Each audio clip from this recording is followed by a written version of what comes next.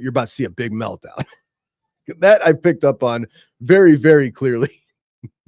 I'm a believer that this team's going to win the national championship, the season of dreams. So JUCK over. And if we allow them to devalue it, we lose a lot of what makes college football special. Don't let them do it. Don't let them devalue what it means to you. The Ohio State Buckeyes, the 2024 national champs, will be remembered for how they came out of that. And welcome into JUCK on Bucks on a Tuesday. Appreciate you so much for joining me. I want to start the show today by asking you a question. So I got a comment from yesterday's episode, and the gentleman said that the jerseys on the wall in the scarlet tones throughout looked like Clemson orange. So I looked at a picture and I thought he's kind of right. So I've messed with the picture now, and on my end, it looks pretty scarlet to me. Let me know what you guys think, or if I should juice it even a little more. The issue is when I juice it, it makes my skin look pink. You know what I mean? The more I saturate the color, I get pinker. I don't want to look pink. Anyway, we got some news to get to today. On the offensive side of the ball, of course, potentially a controversial defensive coordinator interview that Ryan Day is doing here either today or tomorrow. A guy that comes with a little bit of baggage. We'll get to that. And I want to apologize to those of you who tuned in Monday morning for the premiere show from 9:30 to 10:30 before I pulled it off. I put like 4 or 5 hours into this episode to go through and pull together highlight clips of all my favorite prospects in 2026 on the defensive side of the ball. And I aired that thing and the clips weren't there. So somebody thankfully let me know. I pulled it down, looked at it on my end, and everything was fine. So I reloaded it. And from that point on, everybody got it. At least I can see them in there now. So if you were interested in checking that out and you didn't get to see it the first time around, it's all fixed. Go check it out. Got the same thumbnails, same highlights. And I highly recommend that you watch it because I put a lot of time into it and I think it's pretty cool. I also noticed this morning as I was getting dressed that I put my shirt on here, Chase for 9. Now I've been wearing this shirt forever. And of course this means the Chase for 9 national championships, which is now complete. So we need a new one. We need a Chase for 10 shirt. But let's get to the news that came out yesterday afternoon as Ryan Day has promoted Keenan Bailey to co-offensive coordinator to serve next to Brian Hartline. Of course, you got in that offensive room now, Tyler Bowen, offensive line coach, who was an offensive coordinator at Virginia Tech. You've got Billy Fessler, quarterbacks coach, who was an offensive coordinator at the University of Akron, and Ryan Day himself to go with Carlos Loughlin. All these guys, except for Coach Loughlin and the two offensive coordinators, have called plays before. So an interesting situation there. But I think what Ryan Day's done here is surrounded Brian Hartline primarily, who's going to be the play caller, with a bunch of offensive minds to help him out. And I think that's a really good thing. When it comes to Keenan Bailey, Ryan Day never been shy about his praise for him. In 2023 at Big Ten Media Days, he said he's got the respect from everybody in the building because of the relationships he has with the players, not just the tight ends, but you go at 6 a.m. and he's running with the team. 4 p.m. he's running routes with the team. Keenan Bailey, a dude from Hudson, Ohio, right next door to me, went to Notre Dame, came to Ohio State about 7 years ago. And in those 7 years with the program, this guy's done everything. Offensive intern, offensive quality control coach, senior advisor to the head coach. He has worked closely with Brian Hartline and the wide receivers. He's worked with the quarterbacks. In 2022, he worked with Justin Fry in the offensive line. And now he's the tight ends coach. So he has put himself in places and made himself as valuable as you can to an operation by learning everything around the operation and getting himself in every single room. And he's made those opportunities for himself by just consistently grinding with the positive attitude, doing everything asked of him and probably then some. And did it all from a little tiny office that was a converted closet in the Woody. Got to respect that, man. He's been reliable, accountable, took ownership of the program, pride in the program, and just done everything right by Ryan Day. And when you got a utility man like that as a boss who will break their back for the organization, someone who never has a "that's not my job" attitude, like as a boss, that person is as valuable as the $2 million coordinator to Ryan Day. Like that's a very valuable, integral piece. And I think Ryan Day showed us how much he appreciates that by making him the co-offensive coordinator. Keenan Bailey, straight up grinder. It's a raise in his pay. I think maybe now he gets a little bit of a bigger voice in the room, but he's certainly not going to be he's not going to be calling plays. But he's a guy that he demands respect now. He's a co-offensive coordinator, so good for him. He gets to carry a bigger stick on the recruiting trail and everywhere else with that title. Performance-wise, in 2024, with Chip Kelly's offense being pretty tight end heavy, Keenan Bailey came into the season with Will Kazmarek from Ohio University, Bennett Christian coming off a year of suspension, G. Scott, Jelani Thurman, and Max LeBlanc.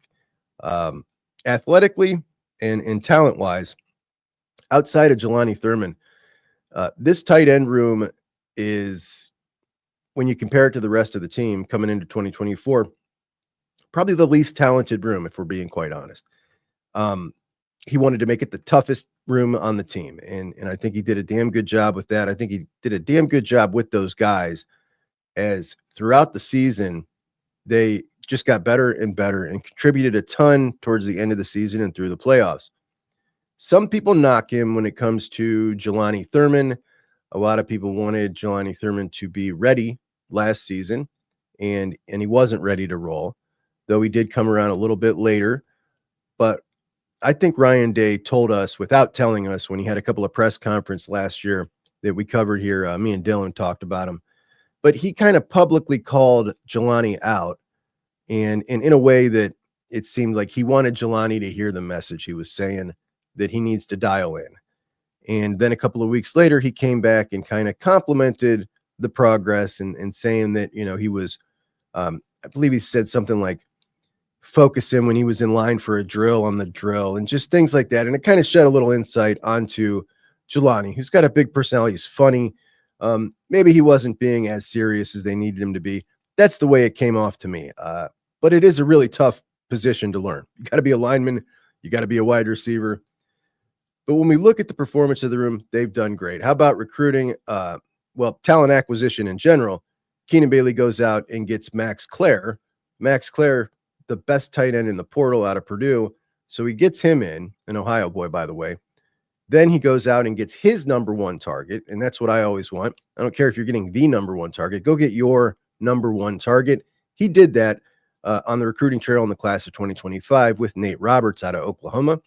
Along the way, he finds Brody Lennon, a local guy, who goes ahead and ends up jumping Nate Roberts in the rankings and on 3 when they get a good look at him because he's an athletic freak.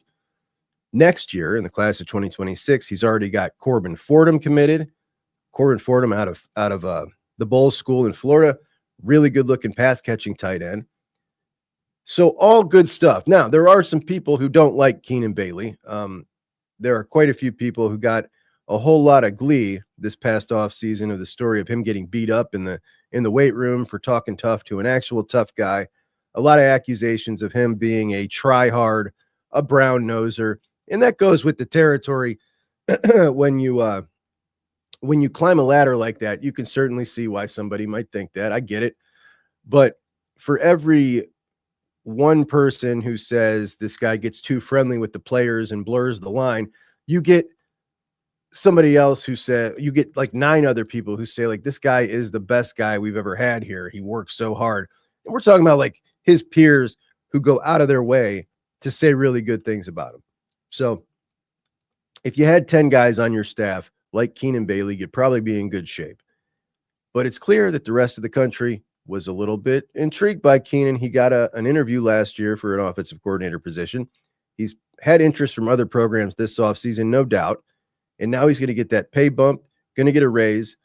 I doubt he'll be much more involved in the offensive scheming or game plan, but who knows?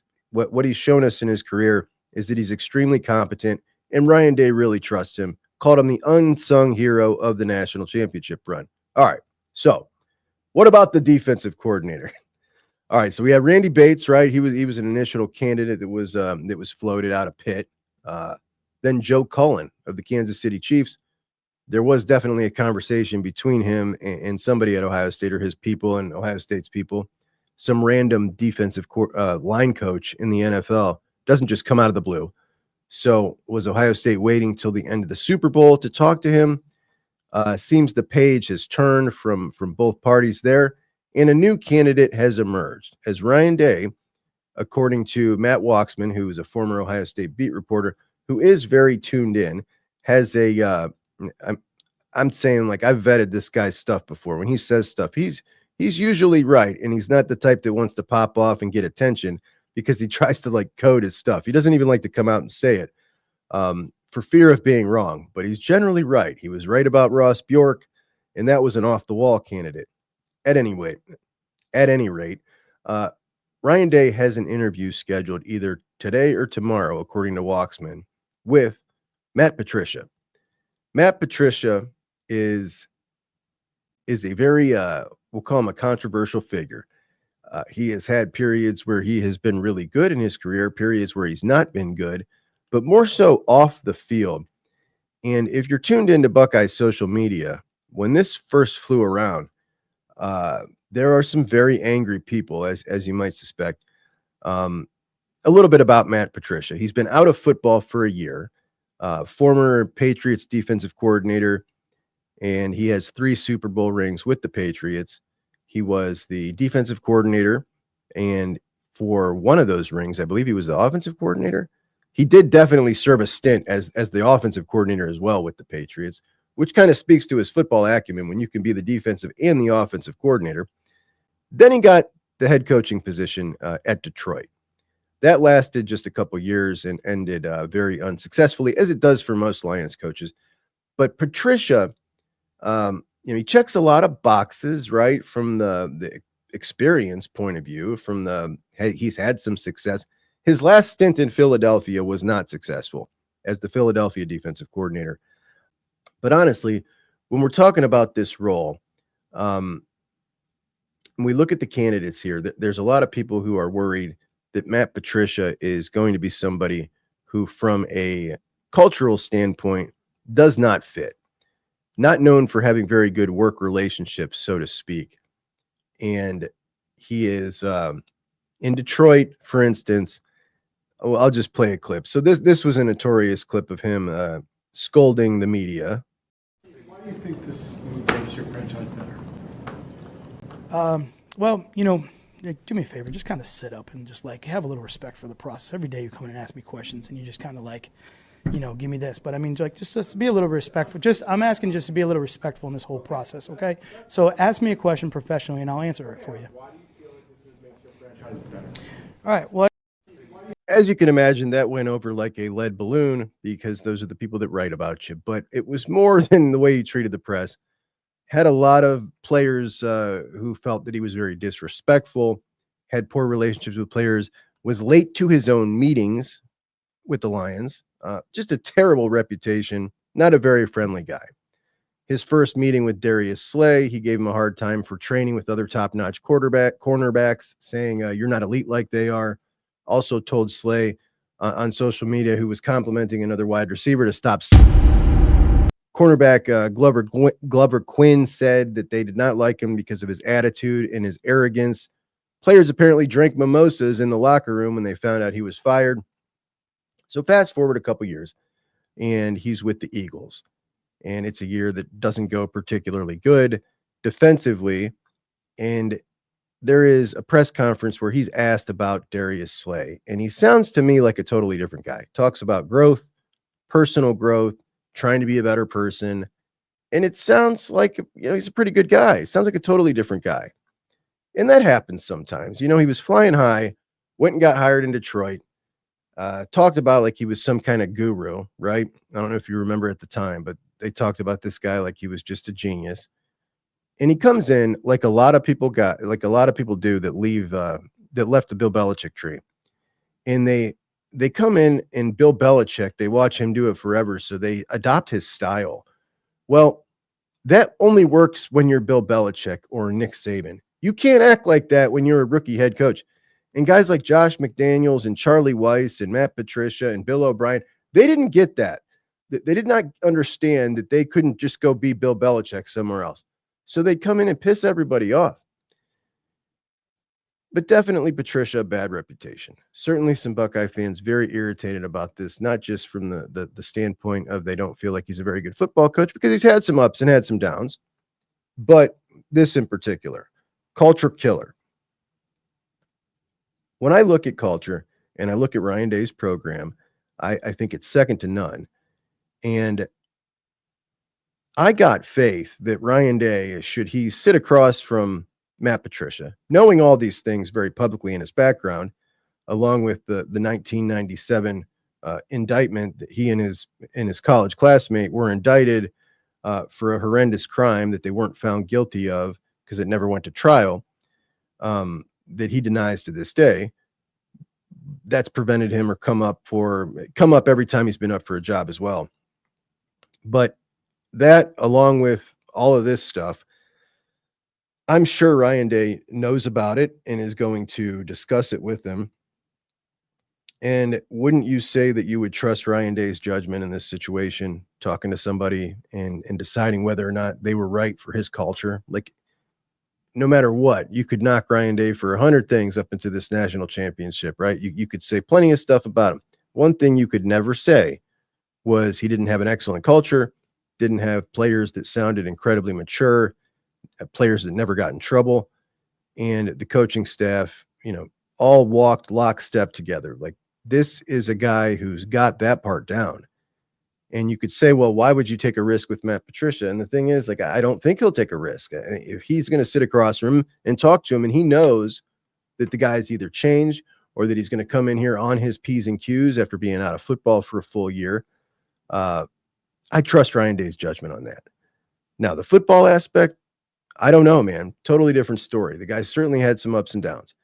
When we talk about a guy who has not been in college football since 2003 at Syracuse, a lot of people hear that and get really nervous about it. How's that a good fit? He's been in the NFL. When it comes to guys like this and guys like Jim Knowles, who just, for the most part, like to isolate themselves and come up with defensive scheme to beat offenses, I don't really know that it matters whether you're in college or the pros. It's the same thing either way. You're looking at a defense, you're finding a way that you want to beat it. It's not like he's going to come in and be some recruiter. Jim Knowles didn't recruit. And when we talk about toxic relationships, like, let's be honest, the toxic relationship is between Jim Knowles and Ryan Day for the last half of the last season. And we could tell that by the way Knowles left. So I'm not saying I'm for it. I'm just saying that there's a lot of people that are really irritated about it because of the culture fit. And I just feel like I trust Ryan Day. And by the way, he shaved that hideous beard. This is what he looks like. And listen to him talk right here. Doesn't this sound like a totally different guy to you? From their opponent, they have the most 5+ yard drives in the league. And look, they were turning the ball over last year. They got to the playoffs and they didn't turn it over. I expect them to do the same thing. They're well coached. This is a veteran team. They're winning. That's the bottom line. All right. A big smile. He's shaved. Looks like he's trying to be a new man. Who knows, man? I look, there's probably going to be some more interviews, and we got to wonder, like, this guy's been out of work all year. Ryan Day didn't interview him. He could have interviewed him anytime from then to now. We're starting to get to, this is becoming a bit of a lengthy process, and maybe it's becoming a bit of a lengthy process because Ryan Day knows that there's an 80% chance that he's hiring internally, and he's just doing his due diligence, having a couple of interviews. That could very well be it. But what if you go from Chip Kelly to a legend to Brian Hartline and Keenan Bailey, and then you go from Jim Knowles, the best defensive coordinator in the country, to Matt Guerrieri and Tim Walton? Are you going to be mad? I've talked to a lot of people that said they're going to be. They're of the attitude that Ohio State should be able to go out and get the very best offensive and defensive coordinator in the country. And I agree almost 100% of the time. But sometimes the best is not the best for you. Sometimes the best for you is right there. When we look at the culture of the program, for instance, that starts from the top. It starts with loyalty. It starts with believing in your people. The strongest businesses and organizations in the world are those that affect people in a way that they come in and they strive to be a part of the organization, grow within the organization. And I think we've got a situation like that here. You can look at Keenan Bailey and Brian Hartline as perfect examples. These guys want to stick around. They want to keep growing in the organization. And maybe it's the next step for the defensive side of the ball to get that opportunity as well. And a championship winning coach who now feels confident in being able to reward his people that he counts on and surround them with whatever they need to make them successful. Again, I'm not going to argue with it at this point. This is the guy that just won the national championship, doing things his way. His way last time around was to go out and bring in Chip Kelly. Maybe his way this time around is what he feels more comfortable with and is best for the program. You know, I'm not saying I kind of agree with him. I really do. I don't think there was anybody, an outside hire. I think we make a much bigger deal out of this than there is, because I think there's only a few people that are truly special at this. And I think Will Stein at Oregon is truly special. And you couldn't get him.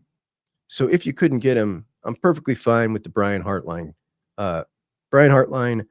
Keenan Bailey and title combo, because what Ryan Day has done is protected them by surrounding them with other play callers, and he's in the room. So I never really worry about the offense. The defensive side of the ball, when we look at Matt Guerrieri and we talk about up and coming hires, we just saw Minnesota's defensive coordinator get hired up to Miami. You know, he just got hired up a level. Matt Guerrieri, had he stayed at Indiana, and let's say he stayed on the Kurt Cignetti staff or whatever, who's to say that he's not that guy that gets hired away to Miami or makes that next level up? I think he was on that track. Just so happens he came in to Ohio State, coach safeties first, and in this scenario, then gets tracked up that direction. Either way, it's the same thing. So I get it. It's fun to get a big name, and both of those hires being internal, you know, it doesn't feel as satisfying. I understand. But when you look in this defense, you look at this defense, if you stick with the internal hire, you've got Arvell Reese, Jermaine Matthews, Caden Curry, Kenyatta Jackson, Edric Houston, Caden McDonald, Jalen McClain, all these dudes who are coming in, starting their first year, who've had experience in this defense, they walk into spring doing the exact same thing that they've been doing. There's no need to learn anything new. You don't need to start from scratch with a new defensive coordinator. And if that's the case, these guys are much more likely to be, you know, all in on a championship run this year. If you reset the defensive staff with a new defensive coordinator, you know, then you're probably looking towards 2026 when they're a little older. Now you got a second-year quarterback before you're making a realistic, you know, run at a playoff run. But with these guys, with Matt and Tim, right now, I think that, oh, you know what else? Somebody said, I don't feel comfortable, you know, so you went from running Knowles defense with Jim Knowles to running Knowles defense without Jim Knowles. How's that going to go? Like, again, Matt Guerrieri's called defenses before, two different times. So he knows exactly what he's doing here when it comes to calling a defense. In addition, sticking with the internal hire, you get Larry Johnson, somebody to work with him, though we still don't know what Larry's going to do. The ball's in Larry's court. There's been no announcement. There's been no announcement of any of this. But Larry Johnson, should he elect to leave, and he just might, if there is a defensive coordinator hire that he doesn't jive with, he might. But I assume he's going to stick around for this final year of his contract. The carousel's spinning now, and if Ryan Day makes a hire relatively quickly, and it's an internal hire, he promotes Matt Guerrieri and Tim Walton. Now he gets to go find someone to assist Larry Johnson on the defensive line. Hopefully it's someone, a big enough type of hire that you can say if he does really good year one, or if it's a big enough hire, like you're going to take over this role when he's gone. I don't know. Either way, it's something additional you can play with that you can't if you bring in somebody from the outside, because you don't free up that number doing it that way. So a whole lot to this situation. I don't know. I can't wait to watch it play out, though. I can't wait to see what direction he goes. I know that if it's Matt Patricia, you're about to see a big meltdown. That I picked up on very, very clearly. Part of me loves the drama. I gotta admit, part of me loves the drama. I would find that very funny because it doesn't enrage me, to be honest. It doesn't enrage me at all. There are a lot of people who are going to be very enraged if it's Matt Patricia. But the spring game, we talked about Matt Rule last week, talking about Nebraska potentially canceling their spring game because he's worried about his guys. Last year, they got they showcased them in the spring game, and then after that, they got tampered with by a bunch of different schools because they saw those guys for the first time out there on the field in the spring game and started, offering them to get in the portal in that next window. Well, Ohio State will not be having a spring game this year. They're going to be having a spring showcase. I don't know what that is. They're going to start spring practice on Monday, March 17th. The spring showcase is going to be April 12th.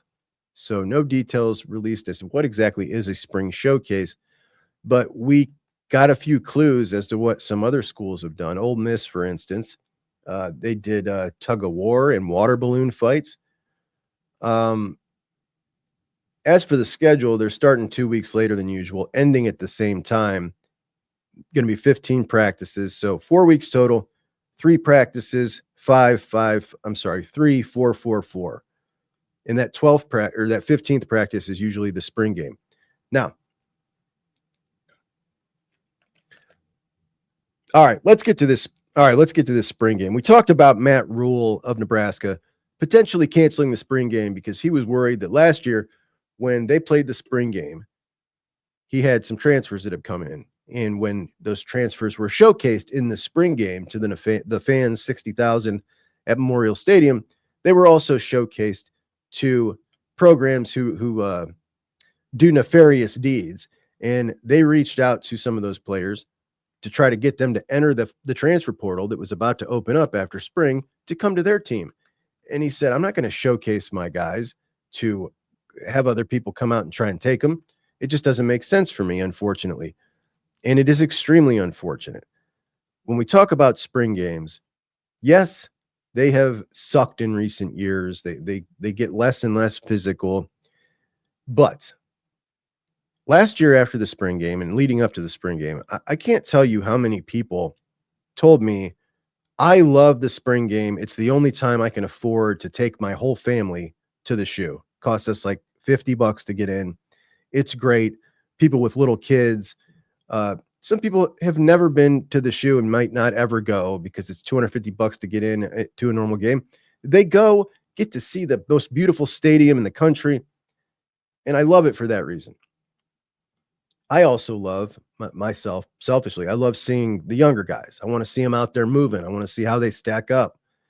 And the fact that they're not, that it's not a full go tackling game, it doesn't bother me.